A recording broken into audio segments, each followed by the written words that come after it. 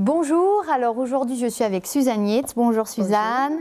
À l'occasion donc d'un stage qu'elle organise à Paris autour de la fertilité. Donc c'est un stage qui est destiné aux praticiens de shiatsu. Alors pour présenter Suzanne, donc Suzanne est anglaise. Ça fait à peu près 40 ans que tu pratiques le shiatsu et une trentaine d'années que tu t'es vraiment orientée sur la maternité. Oui. Alors bien qu'elle soit anglaise, elle a quand même écrit des ouvrages en français que je vous recommande, dont un qui s'appelle Merveilleuse naissance et qui est à destination des parents, donc pour vous accompagner dans la maternité, l'accouchement et le postnatal, donc pour vos futurs bébés. Donc Suzanne, tu as créé dans les années 90 le Well Mother, oui. Donc qui au départ aidait un petit peu les parents, c'est ça, pour tout ce dont on vient de parler, l'accompagnement à la maternité, puisque bien sûr tu t'occupes des couples, c'est pas simplement les femmes, tu accompagnes à chaque fois les hommes et les femmes et les hommes. Ça dépend. Je donne des séances de shiatsu à les femmes qui peuvent venir seules pendant toute la longue de la grossesse ou même avant la grossesse pour recevoir le shiatsu, même après. Donc souvent, comme nos mamans avec le shiatsu, une séance d'une heure et demie, assez régulièrement pendant la grossesse et aussi dans la période postnatale. Mais aussi, j'essaie de intégrer le papa ou le conjoint, c'est peut-être pas toujours un papa, le conjoint, d'intégrer dans la grossesse, d'aider à faire les connexions avec le bébé, surtout pas le toucher, parce que le toucher, c'est le sens premier à développer dans l'utérus. Donc, c'est bien d'intégrer le partenaire, le conjoint, aussi d'enseigner quelques touchés de shiatsu. On travaille en effet avec la maman, le papa et le bébé, les trois. Mais bien sûr, le conjoint va pas forcément venir pour toutes les séances. La femme peut aussi avoir le temps pour elle-même avec son bébé. Donc, c'est de temps en temps, selon les désirs du couple, si le papa vient ou le conjoint vient. Souvent, un peu au début de la grossesse, parce qu'il y a des choses que je peux apprendre pour apaiser la nausée. Et donc, ça, c'est important d'intégrer le papa. Et petit à petit, quand le bébé grandit, on sent les mouvements.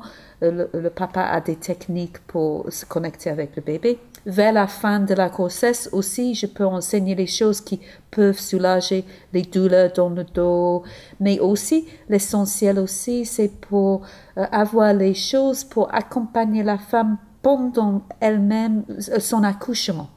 Et donc, je trouve que c'est assez fondamental que le conjoint peut être présent, il peut trouver son rôle, il a des choses que d'abord de garder une connexion avec sa femme, mais aussi avec le bébé, mais aussi d'aider la femme et le bébé pendant l'accouchement. Donc, il y a beaucoup de techniques, par exemple, pression sur le bas du dos pour soulager les douleurs, mais aussi ça aide le mouvement de l'accouchement et ça aide aussi la connexion avec le bébé. Donc, il y a beaucoup d'autres points et techniques selon la capacité du papa et selon la volonté aussi d'accompagner sa femme avec le toucher. Mais il faut aussi savoir que pas pendant tous les moments de l'accouchement, la femme veut être touchée, mais donc des fois aussi, on aide avec la respiration, des images, un peu comme hypnobirthing, mais différents, les images qui aident le processus de l'accouchement. Et comme ça, le conjoint, le papa trouve son rôle et ça aide toute la famille. Super. Merci Suzanne.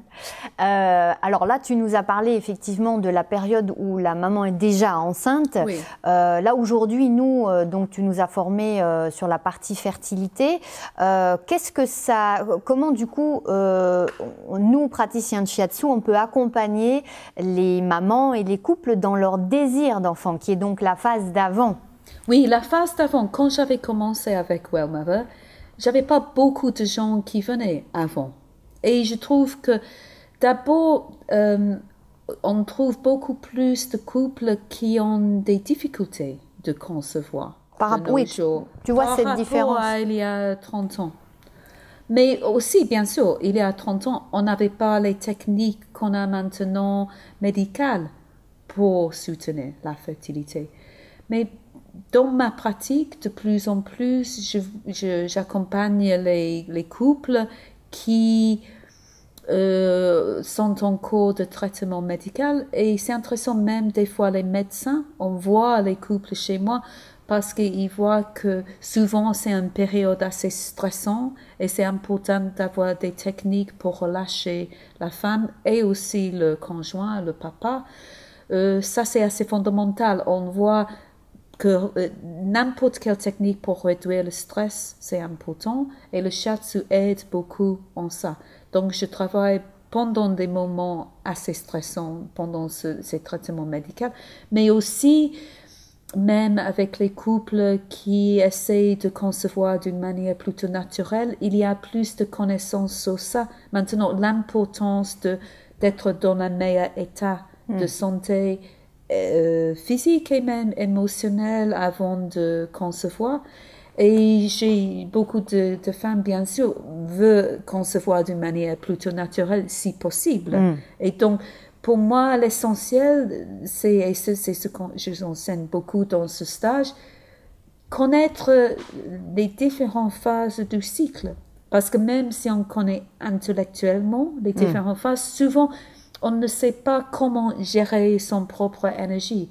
Donc, le shiatsu peut aider la femme à connaître mieux son corps et les différentes énergies dans son corps selon les différentes phases. Et le shiatsu aide le corps à mieux vivre et mieux assimiler. Et donc, ça prépare le corps pour la meilleure possibilité de conception parce qu'il y a des étapes, par exemple, l'étape de maturation de l'ovule et c'est important. Je trouve que si la femme se nourrit bien et recevoir le shiatsu pour aider mieux ses énergies dans cette phase, de se connecter avec l'ovule et le bébé futur, mais aussi après de connaître bien sûr. Beaucoup de femmes au début du shiatsu ne connaissent pas forcément quand il y a l'ovulation.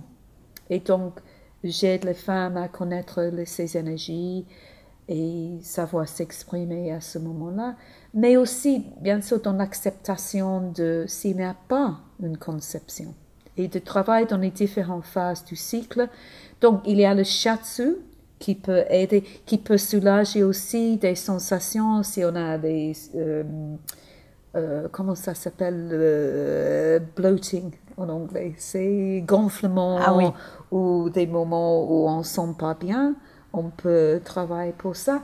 Voilà, si on a des difficultés pendant les règles, des fois le travail pour le sacrum, le bas du dos, que j'enseigne pour l'accouchement, des techniques un peu comme ça sont bien. Souvent, c'est moi qui travaille, la plupart du temps, c'est moi qui travaille avec la femme, mais là aussi, c'est même avant l'accouchement, on peut intégrer le futur papa, ou si c'est pas toujours un homme. Aujourd'hui, on a beaucoup de différentes possibilités de couple, mais d'intégrer le couple déjà avant la grossesse, c'est important. Une technique assez simple, en shiatsu, on connecte les différents organes. Le cœur, c'est important d'avoir l'amour pour l'enfant, pour soi-même, pour le couple, toucher le cœur, toucher la zone, bien sûr, on ne peut pas toucher directement l'utérus, mais avoir une connexion avec la respiration, de sentir, d'accueillir, d'être prête à inviter une bébé dans sa vie, créer l'espace. Donc, respiration fait partie du shiatsu, respiration en recevant le shiatsu, mais il y a aussi des exercices qu'on peut faire soi-même, même des visualisations. Et voilà. Super, super. Et les points qu'on peut toucher. Oui. Et tu nous as donné un petit peu des exemples sur l'accompagnement post-fertilité, une fois que le bébé est déjà dans le corps de la Et donc future maman. Ça aussi, c'est que l'utérus. Bien sûr, l'utérus devient beaucoup plus grand pendant la grossesse et on va sentir aussi le bébé. Donc déjà, le shiatsu pour le bébé commence pendant la grossesse. Ouais. La maman, moi, quand je fais la shiatsu pour la maman, bien sûr, je demande à la maman si je peux toucher son abdomen, si je peux toucher le bébé, et je dois respecter aussi le bébé quand je travaille. Je ne vais pas faire les choses mécaniquement. Si la maman ne veut pas que je touche directement son ventre, je peux travailler à travers ses mains. Ça peut aider la respiration, ça aide le contact avec le bébé, mais la maman aussi, elle peut faire les mouvements elle-même avec sa respiration, mais aussi avec la pression. Aussi le partenaire peut faire ça. Donc, voilà, c'est le shiatsu pour tout le monde. Maman, papa, bébé. Bébé, pour la trilogie, le trio. Oui. Qu'est-ce que les parents te disent le plus souvent dans ce qu'ils ressentent des effets positifs du shiatsu? Qu'est-ce que ça apporte aux parents dans leur ressenti? Pendant la grossesse ou pendant l'accouchement? Comme tu travailles sur l'ensemble de ces phases-là, l'ensemble, disons, pour la grossesse, peut-être si tu veux séparer la grossesse puis l'accouchement, qu'est-ce que tu as comme retour? Mais d'abord, dans le premier trimestre, c'est souvent le trimestre plus difficile parce que la maman se sent fatiguée, elle est souvent un peu stressée, elle a peut-être les nausées. Le shiatsu est excellent pour ça parce que bien sûr, ça calme le stress, c'est souvent ça. Et pour l'adaptation à la maman de sentir ses différentes énergies et ses différents besoins. Et le shiatsu aide à connaître le corps, donc elle se sent soulagée et ça donne un peu quelque part permission de prendre l'espace pour elle, de se nourrir. Donc soulagement des symptômes dans le premier trimestre et aussi un moment de relâchement et d'être dans sa bulle avec son enfant. Deuxième et troisième trimestre, souvent, si on a fait une bonne adaptation dans le premier trimestre, souvent le deuxième trimestre passe bien, mais on peut avoir des commencements, des symptômes de mal du dos, ou difficultés dans la respiration, des choses plutôt physiques ou même des problèmes avec l'œdème. Donc, il y a des techniques de shiatsu qui peuvent adresser ça. Et donc, les mamans sont toujours... Des fois, j'ai eu des retours. Ah, mais c'était vraiment magique. Je venais avec ça et ça et ça. Maintenant, je me sens bien. Et donc, parce que je veux que les femmes vivent la grossesse comme une période bien. C'est un cadeau d'avoir un bébé dans notre corps. Et donc, j'aide les femmes à sentir ça. Et même les femmes qui vivent des grossesses assez compliquées, qui sont des fois médicalisées, qui doivent être à l'hôpital. En Angleterre, on a la chance que moi, en Angleterre, je peux aller accompagner la femme à l'hôpital. Et donc, souvent, ça, elle est tellement heureuse qu'elle peut continuer à recevoir le shiatsu, de sentir une connexion avec son bébé. Et donc, le retour de ces femmes-là, souvent, elles me disent, c'était au moment de recevoir le shiatsu que j'ai senti que oui, j'attends un bébé et je suis en lien avec mon bébé et je prends de nouveau le plaisir d'être enceinte au lieu d'avoir les peurs, etc., etc. Et aussi, pendant l'accouchement, le but, bien sûr, c'est d'essayer d'aider la femme à bien vivre l'accouchement. Et souvent, on trouve qu'avec le shiatsu, on peut vraiment soutenir un accouchement naturel. Et on pense, surtout pour le papa, le conjoint, il peut prendre son rôle et aider sa femme à bien vivre ça. Mais bien sûr, dans certains cas, c'est pas possible d'avoir un accouchement naturel. Mais même si on doit avoir un césarien, il y a un travail qu'on peut faire avant. Et même, bien sûr, le papa peut pas faire le shiatsu pendant le césarien. Mais la maman, quand même, elle peut faire les visualisations, elle peut respirer aussi. Il y a des techniques pour aider la maman à bien vivre une césarien. Et donc, après, c'est la continuation dans le postnatal, comment se connecter avec le bébé maintenant qu'il est hors de l'utérus. Voilà. Donc, beaucoup de comment faire le shiatsu pour le bébé. Premier shiatsu pour le bébé, c'est vraiment la connexion avec le cœur. Le corps. Et donc, cœur, utérus, cœur, corps. Et donc, des choses assez simples. Et dans la première phase postnatale, j'ai plutôt tendance à aller visiter le couple dans la maison, de faire les visites domicile parce que je veux pas que les gens sautent. Dans les cultures traditionnelles, on restait au Japon, d'où vient le shiatsu, au moins 1 mois chez elle pour la récupération. Et donc, je pense dans notre société de nos jours, la récupération est souvent oubliée dans la phase postnatale. Et donc, le shiatsu a un bon rôle pour aider la femme à relâcher, à reprendre son énergie.